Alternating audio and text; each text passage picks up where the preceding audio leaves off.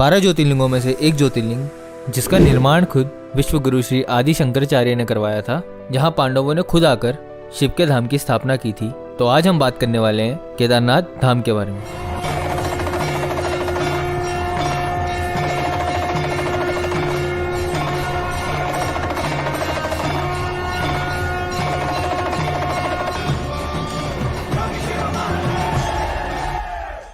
केदारनाथ का निर्माण 8वीं सेंचुरी में आदि शंकराचार्य ने करवाया था। उससे पहले उसी जगह पे एक छोटा मंदिर हुआ करता था जिसको पांडवों ने बनवाया था महाभारत के टाइम पर वक्त के साथ वो मंदिर वहां से हट गया।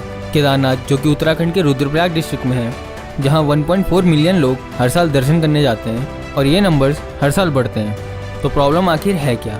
ये तो अच्छी बात है ना कि लोग केदारनाथ जा रहे हैं। बात केदारनाथ जाने की नहीं है, बात है केदारनाथ को पल्यूट करने की, केदारनाथ को ख़राब करने की और उसकी खूबसूरती को ख़त्म करने की। लास्ट ईयर 2022 में हज़ारों लाखों लोग केदारनाथ आए और लेकर आए अपने साथ बहुत सारा कूड़ा और कचरा, जिसके बाद केदारनाथ का हाल कुछ ऐसे देखने को मिला।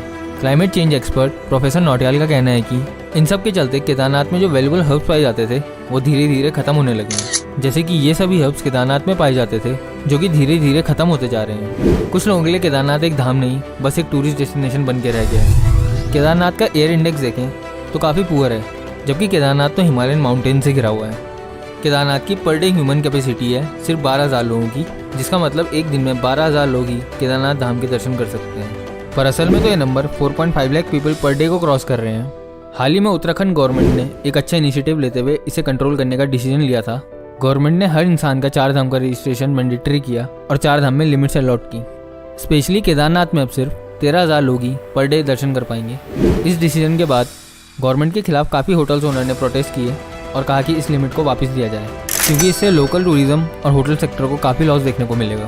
पर देखा जाए तो गवर्नमेंट का डिसीजन काफ़ी अच्छा है, पर इंसान को अपने फ़ायदे के अलावा कुछ नहीं दिखता, सबको बस पैसे बनाने हैं यात्रा से। अब बात करते हैं केदारनाथ में बढ़ रहे पॉल्यूशन, कबाड़ और गंदगी के बारे में।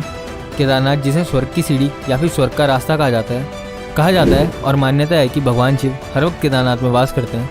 फिर क्यों सभी मिलकर इस स्वर्ग को ख़त्म करने पर लगे हैं?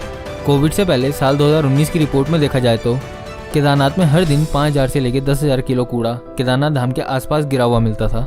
ये नंबर कोविड के बाद साल 2022 में डबल हुआ है और हर साल ये नंबर बढ़ ही रहा है। और अगर एक दिन में इतना हो रहा है तो यात्रा तो कम से कम 8 महीने चलेगी। तो आप अंदाज़ा लगा सकते हैं कि केदारनाथ कितना कुछ सफ़र कर रहा है। केदारनाथ में जो सीवेज ट्रीटमेंट प्लांट है वो इतना एडवांस नहीं है कि इतने सारे वेस्ट को रिसाइकिल कर सके। ऐसे चलता रहा और कुछ मेजर प्रिकॉशंस नहीं लिए गए तो जो हाल आज दिल्ली का है वही हाल केदारनाथ का देखने को मिलेगा। इस कूड़े और कचरे को कम करने के लिए स्टेट गवर्नमेंट और लोकल एडमिनिस्ट्रेशन ने एक कैंपेन भी शुरू किया है, डिजिटल डिपॉजिट रिफंड सिस्टम, जिसमें कि आप गवर्नमेंट को पानी की खाली बॉटल्स देते हैं तो गवर्नमेंट आपको हर खाली बॉटल पे 10 रुपये देगी और इसका डायरेक्ट फ़ायदा केदारनाथ को होगा। इससे केदारनाथ में कूड़ा और कचरा कम तो होगा ही, साथ में सफाई भी बनी रहेगी। 2023 की 4 धाम यात्रा शुरू हो चुकी है और ये हम सभी की जिम्मेदारी है to save Kedarnath from humans. दूसरी तरफ अब बात करते हैं कुछ ऐसे लोगों की जिनकी वजह से केदारनाथ में बेजुबान जानवरों की मौत हो रही है। वो कोई और नहीं, हम और हर वो इंसान जो केदारनाथ घोड़े और खच्चरों में बैठ कर जाता है। एज़ पर सम मीडिया रिपोर्ट्स, इन सभी जानवरों पे ड्रग इंजेक्ट किया जाता है ताकि वो अपने पोटेंशियल से ज़्यादा काम कर सकें। जहाँ एक तरफ कोविड से पहले एक घोड़ा केदारनाथ के 1 या 2 राउंड लगा पाता था, अब वही घोड़ा दिन के 5 से 6 राउंड लगा रहा है। जिसके बाद ऐसा देखने को मिला है कि कुछ घोड़े कुछ दिन या कुछ हफ्तों में ही मर जाते हैं। चलो ये मान लिया कि उन जानवरों के ओनर्स की तो मजबूरी है, पर उस इंसान की क्या मजबूरी है जो अपनी श्रद्धा के नाम पे इन बेजुबान जानवरों को मरवा रहा है। अब जानते हैं हर वो इंसान जो केदारनाथ जाने का सपना रखता है वो कैसे उसको बचाने के लिए अपना कंट्रीब्यूशन दे सकता है। गवर्नमेंट तो अपनी तरफ से पूरी कोशिश कर रही है, पर हमें भी सोचना पड़ेगा Kedarnath is not like any other temple. Kedarnath सबसे अलग है और सबसे खूबसूरत भी।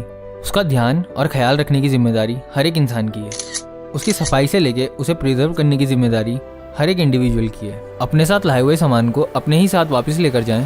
केदारनाथ एक सेंसिटिव हिमालयन एरिया में आता है, जिसका मतलब वहाँ कूड़े को डिकम्पोज होने में एक नॉर्मल समय से ज़्यादा समय लगेगा और 5 से 6 महीने तो केदारनाथ बंद ही रहता है, जिसका मतलब वो कूड़ा वहीं पड़ा रहता है और माइक्रो ऑर्गेनिज्म जैसे कि फंगाई और प्रोटोजोआ जो कि वेस्ट को डिकम्पोज करने में हेल्प करता है, वो भी इस टेम्परेचर में फॉर्म नहीं हो पाते, जिसकी वजह से वो कूड़ा डिकम्पोज नहीं हो पाता। और इन्हीं सब रीजन्स की वजह से हमें केदारनाथ में क्लाइमेट चेंज देखने को मिल रहा है। केदारनाथ के बारे में कहा जाता है कि वो स्वर्ग का रास्ता है, उसे नर्क बनने से बचाने की जिम्मेदारी हर एक इंसान की है। इस वीडियो में इतना ही।